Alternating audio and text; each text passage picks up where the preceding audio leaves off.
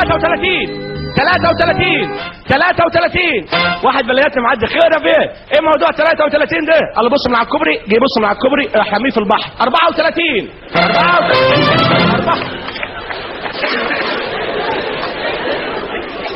واحد بلدياتنا دخل حديقة الحيوان قدام قفص النسر وراح واقف قدام النسر ساعة 2 3 الحديقة هتقفل. الحارس قال له في ايه؟ قال له ادفع نص عمري واعرف بيختم بيه الورق ازاي.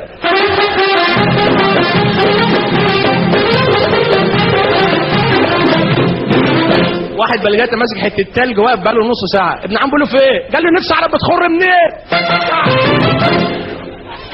2 بلدياتنا راكبين في القطر، واحد قاعد وراهم سامع صوت غريب، سامع صوت بيعمل برر برر برر. قال له بلدينا في ايه؟ قال له معلش يا عم، عرفت ابن عم مطلع دماغه من الشباك وقعد يخبط في العواميد.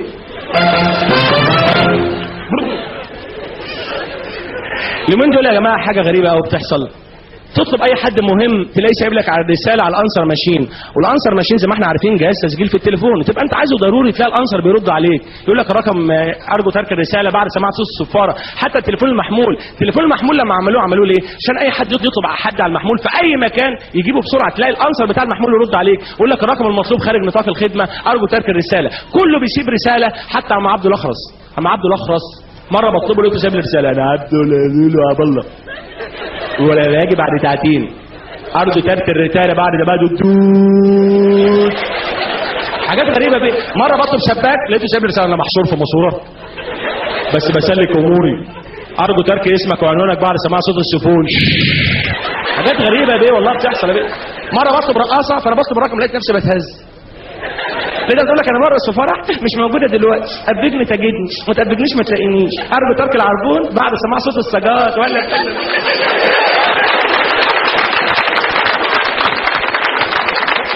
عم بقول له محمدين ودنك محروقه من ايه؟ قال له امبارح باكل المرياله بتاعت البيت، التليفون ضرب افتكرت المكوى التليفون حطيت المكوى على ودني. قال له طب ودنك التانيه محروقه ليه؟ قال له ما التليفون طلبني تاني.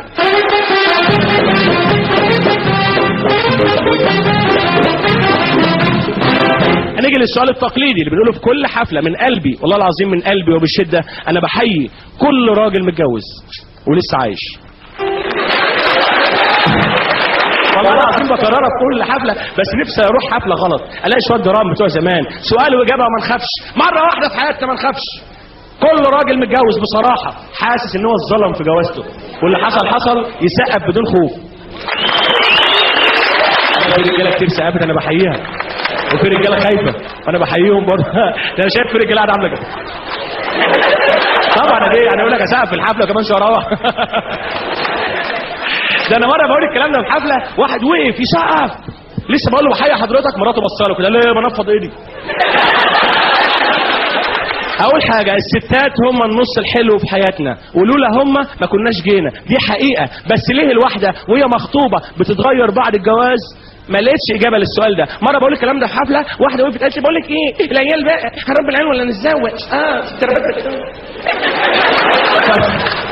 فاتضح برضه ان الشاب بيتغير بعد الجواز. يعني الشاب هو خاطب غير هو متجوز، الشاب هو خاطب وخارج مع خطيبته، اول حاجه بيبقى حريص عليها انه يمسك ايد خطيبته، وطول ما هم ماشيين بقى تعالي جنبي عشان عربيات، خليكي كده عشان مع انهم ماشيين على الرصيف، خليكي كده عشان العربيات. وسبحان الله لو هو عنده عربيه ومركبها جنبه بيبقى خايف عليها من الهواء تاخد برد، طول ما هو قاعد قافل لي في الازاز كده جايب لي هواء، قافل لي في الازاز شويه.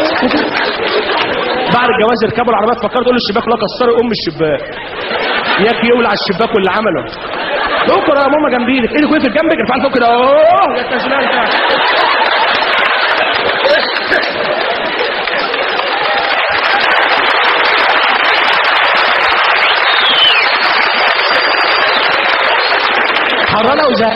حرانه وزهقانه بقى والحر ماسك اسرع افتح باب وانزلي هوا بره راح طلعوا. الله يبين الشاب هو خاطب ومركب خطيبته في العربيه طول ما هم ماشيين يسمعها شرايط حب ام كلثوم ابو حليم شاديه ورده على الحجار. بعد الجواز هو شريط واحد واغنيه واحده في البيت وفي العربيه هاني شاكر غلطان. الشاب هو والخاطب يخرجوا يتفسحوا، يقفوا قدام محل الفساتين، هي تبص للفستان، خطيبها بقى يلف حواليه، ايه يا حبيبتي الفستان عاجبك؟ ايه روح قلبش، هي تترسم بقى، تقول لي يعني الفش ده مش بطال، في ثانيه بالفلوس تطلع، خش جيب لها الفستان، بعد الجواز يخرجوا يقفوا قدام محل الفساتين، تبص الفستان صاحبك يتوه. بقول لك يا مدام عايز اكلمك في موضوع علمي.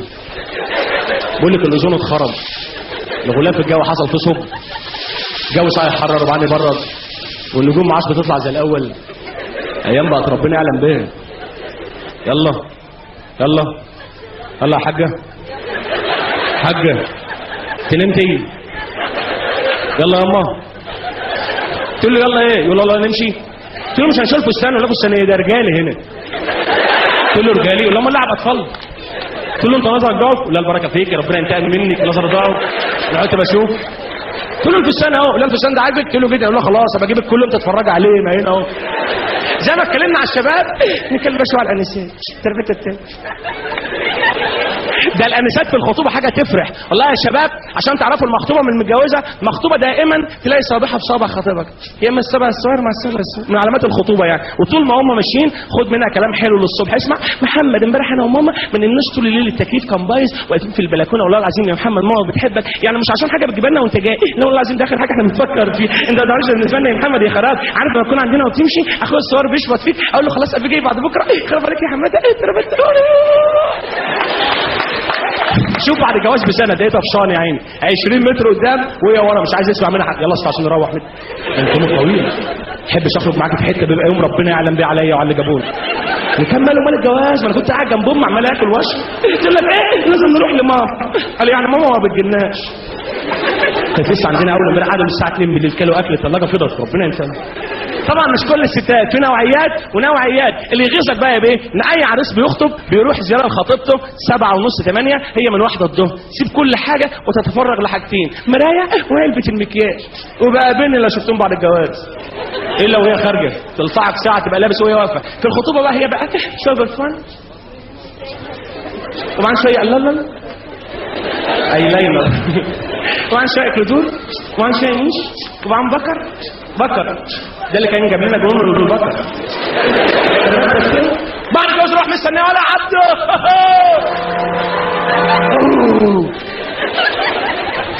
جلاليب وعبايات اشكالها غريبه،